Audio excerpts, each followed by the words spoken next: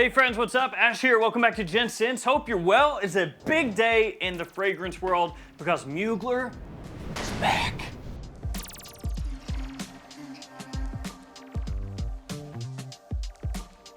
Not that they technically really win anywhere, but as far as men's fragrance releases, yeah, we've not been getting too many of those from them, have we? The last Amen fragrance was back in 2019. That one was Amen Ultimate, came in this pretty blue bottle. And that one was fine, maybe not mind-blowing, but it was okay, kind of a sweet coffee fragrance. And then there was the Alien Man line, which, that didn't do so hot, did it? Last one of those was 2020, Alien Man Mirage. And that's been what Mugler men's fragrances have been since then. A mirage, nothing, basically. But now, guys, they're back with Amen Fantasm, spelled F-A-N-T-A-S-M, Fantasm. So this is the first new men's release in a long while. The question is, was the wait worth it? And honestly, for me, I'm impatient. The question is always no with me. I'm just like, give it to me now, I need to know. This one I ordered from Europe. It actually got here pretty quickly. I feel like it took all of maybe 4 or 5 days from the time I ordered it for it to arrive. And I would imagine it's gonna show up before too long in the stores in the US and on Mugler's US website. On some of their international websites, it's already showing up. You know how it is in the US, a lot of times we get things last when it comes to fragrances. Or maybe not last, but after Europe. So this is obviously a new flanker in the classic Amen line, which has spawned some of the best men's fragrances out there, period. At least when they were around. Stuff like Pure Havana, Pure Malt, or for some of you out there, if I can find the bottle, Ultra Zest. So does this one stack up to these heavy hitters over here? Ooh, we'll get to that. And by the way, if these were before your time, basically a really banging tobacco, a really banging boozy fragrance, and a really banging creamsicle. Lots of bangs going on over here. If the video if this comes up for sale in the US before the video goes live, I'll put that in the description. But otherwise, you may be looking at going to eBay or something like that. In the meantime, let's go ahead and start things off by taking a look at the presentation. That's the Mugler circle thing. Here we have the box. You have the name of the house, name of the fragrance, size, and concentration. It's an eau de parfum, 100 ml size. You've got nothing up top or on the sides. On the back, you have your caution information, your ingredients, just all that good stuff. And on the bottom, you will find your batch code. Mine is ABY11EW. And here we have the bottle in that classic Mugler Amen style. Very love it or hate it, but as soon as you see it, you know what it is. On the front, you have a silver star. Has a kind of an almost, not really matte finish to it, but it's not overly reflective either. On the bottom, you have some information on the fragrance. And actually, I was looking around on the bottle here trying to find that batch code, and I can't find it. It's possible that it's hiding from me, I don't know. On a lot of the old ones, it would kind of be printed right here on the bottom of the bottle, but I don't see it right. Yeah, I don't know. And this bottle does have a rubbery feel to it, like a lot of the older Amen bottles do. And here's the main question as pertains to the bottle. Did they fix that atomizer? Let's see.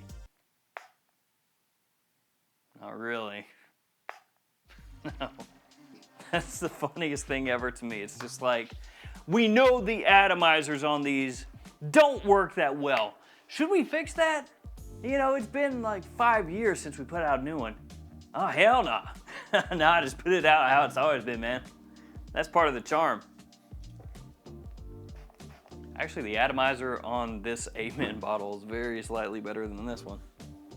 Now, again, I know a lot of you guys watching this are probably not familiar with the Mugler Amen line, because at one point in time, it was big. It was big. Every year they came out with a new one, and people would be waiting with bated breath to see what it was gonna be, because like I said, had some absolutely killer releases. Some fragrances that you just had to get. Everyone wanted them.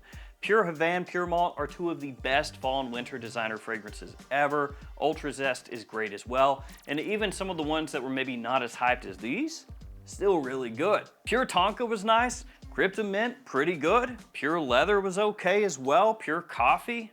I mean, there were a lot of releases that were nice. Pure Shot. Yeah, that was a really bad choice of name. You can look that one up if you want, Pure Shot. But they changed the name to Pure Energy. So there was a lot of stuff that came out there. You know, every year, like I said, a new one came out, people were pumped, people were excited. I hope we get back to that, honestly. Because if we get some stuff like this, some new releases that can hit as hard as these did, we're in for some good times. But what I was getting at is you may not remember that, you may not have been around back then as far as fragrances go.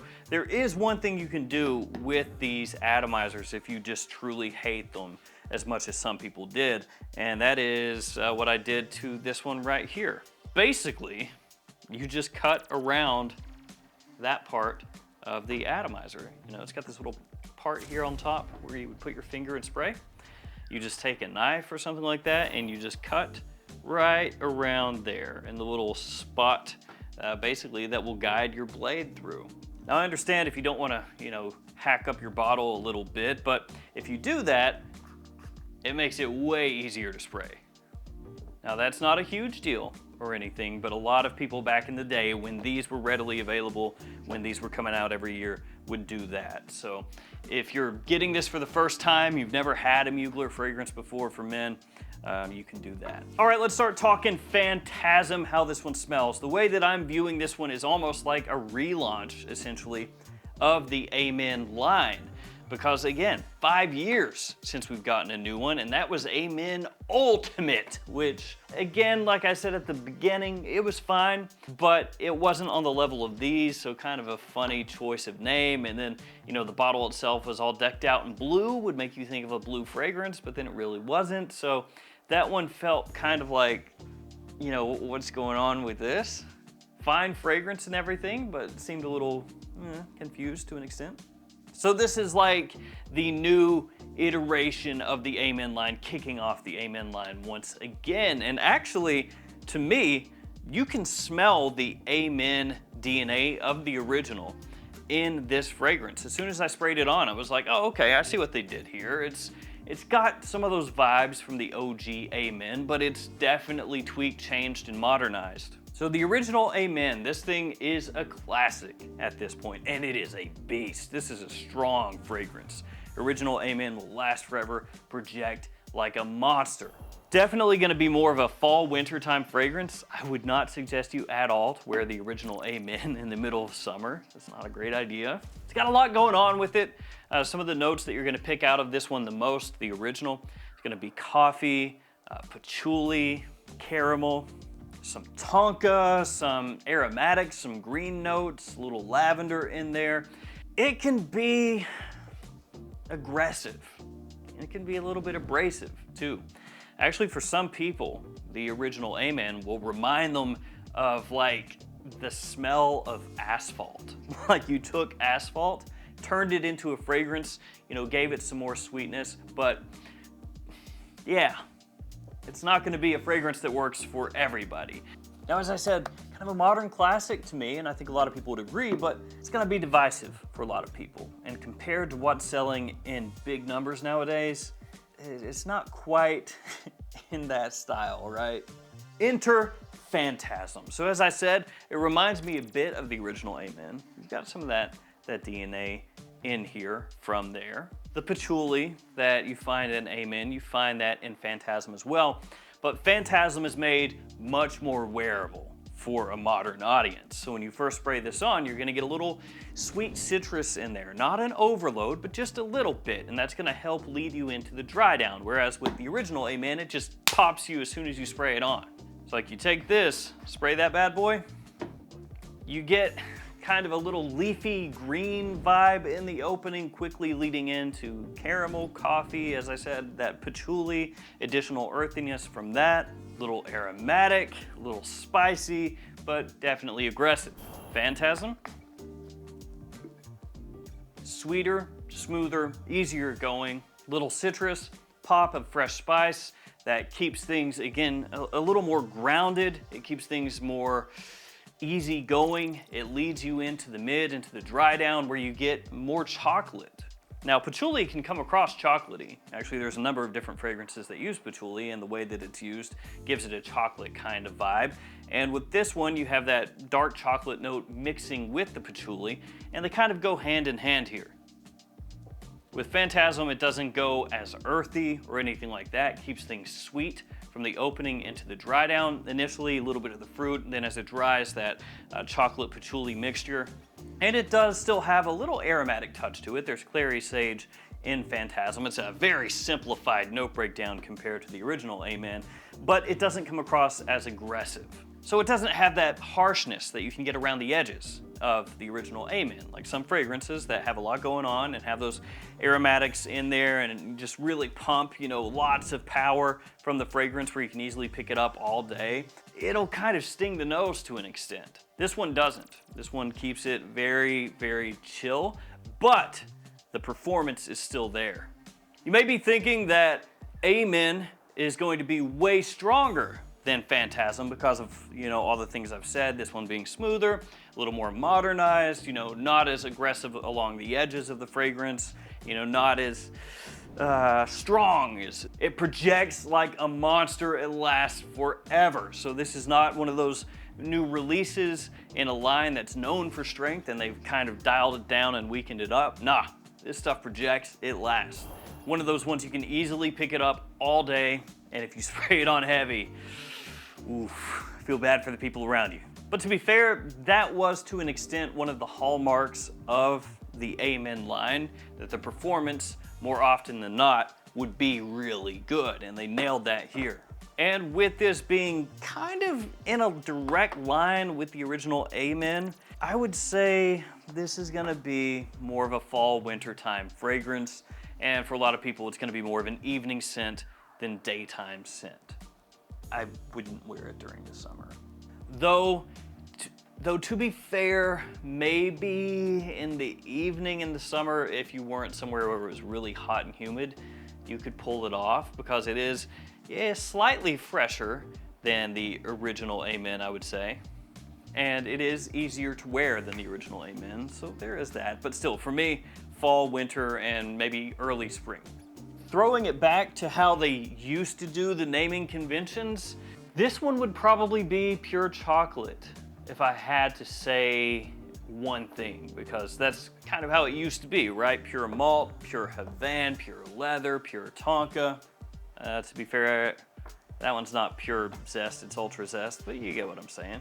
If you were gonna single out one aspect of the fragrance to make it the ultra or pure part of this scent, I think it would be the chocolate, that chocolate patchouli mix. That's what you'll remember, that's what will keep you coming back. That's kind of the focal point here. But you really could think of this, if you dumb it down, as a modernized, sweetened take on the original Amen that scrubs away a lot of the more aggressive aspects of the fragrance and kind of brings it in line with what's popular now. How good is it in the whole line? Well, I think it's not as good as these. These are like the best of the best for most people out there. It's not quite that good. But could it hang with releases like Pure Tonka, Pure Leather, Crypto Mint, Amen Ultimate, all those? I think it can. And I am hoping that this leads to more Amen fragrances down the line. Mugler has kind of been lost to us for like half a decade at this point, which is a shame because, as I've harped on, it's a fragrance house and a fragrance line that people used to look forward to every single year, and to see that eventually wither away to the point that you're getting nothing, that sucks. I know, that's a hardcore breakdown. That sucks, that's not good. But now we're seeing some signs of life, and I hope we see even more in the years to come. It's a nice jumping off point. Is it something that stands out completely unique against everything else that Mugler has done in the Amen line? No, but it's competently done, the performance is there, and the way that it's done ensures that more people can wear it, hopefully, and it's a compliment pulling type of scent profile. So hopefully that does push this forward and we get more. So there we go, guys. Amen. The new one, Fantasm. I really enjoy it, really nice. I'm gonna personally hold off on wearing it more though, until it gets cool outside. I've been wearing it here recently, but 95-degree weather is not what that was made for, I'll tell you that. Thank you guys for hanging with me. Stay safe out there. See you tomorrow with another fragrance video. See you guys later.